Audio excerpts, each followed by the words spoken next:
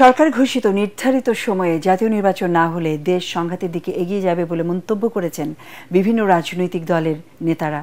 তারা বলেন, ঐক্যমত্য কমিশনের আলোচনা চলাকালীন সময়ে নির্বাচনে পিআর পদ্ধতি নিয়ে রাজপথে কর্মসূচি দেয়া রাজনৈতিক ষড়যন্ত্র। রাজধানীতে সংস্কার ও নির্বাচন প্রেক্ষিত জাতীয় ঐক্য শীর্ষক সেমিনারে তারা এসব কথা বলেন। বিস্তারিত জানাচ্ছেন সৈয়দ রিয়াজ।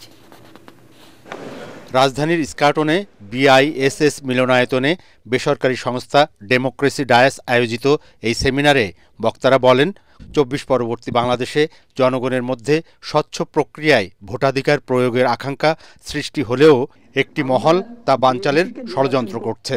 এখন একদম শেষ সময়ে আপনারা পিআর নিয়ে আন্দোলন শুরু করেছেন, এর মানে আরেকটি সংকট আপনারা সৃষ্টি করতে চাচ্ছেন। নিম্নকক্ষে পিআর এর কোনো বাস্তবতা নেই, উচ্চকক্ষে পিআর এর ব্যাপারে আমরা আরো আলোচনা করতে পারি এবং একটা ঐকমত্যের জায়গায় যেতে পারি। অভ্যুত্থান পরবর্তী সময়ে নির্বাচন ঘনিয়ে আসার সাথে সাথে কয়েকটি রাজনৈতিক দল ক্রমাগত বিভিন্ন দাবি দাওয়া সামনে আনছেন, যা নির্বাচনী পরিস্থিতি ঘোলাটে করার পায়তারা বলেও মন্তব্য করেন অনেক নেতা।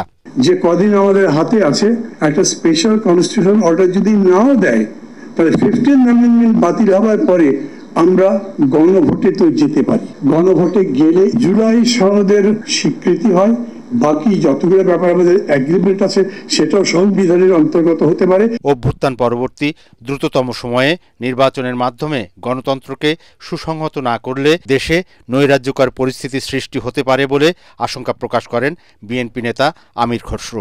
অভ্যুত্থান পরবর্তী সময়ে এই নির্বাচনকে বিলম্বিত করেছে সেই সমস্ত দেশে গৃহযুদ্ধ, সামাজিক বিভক্তি এবং অর্থনৈতিক বিপর্যয় ঘটেছে। সেমিনারে এনসিপি এবং ইসলামী দলগুলোর প্রতিনিধিরা উপস্থিত ছিলেন না।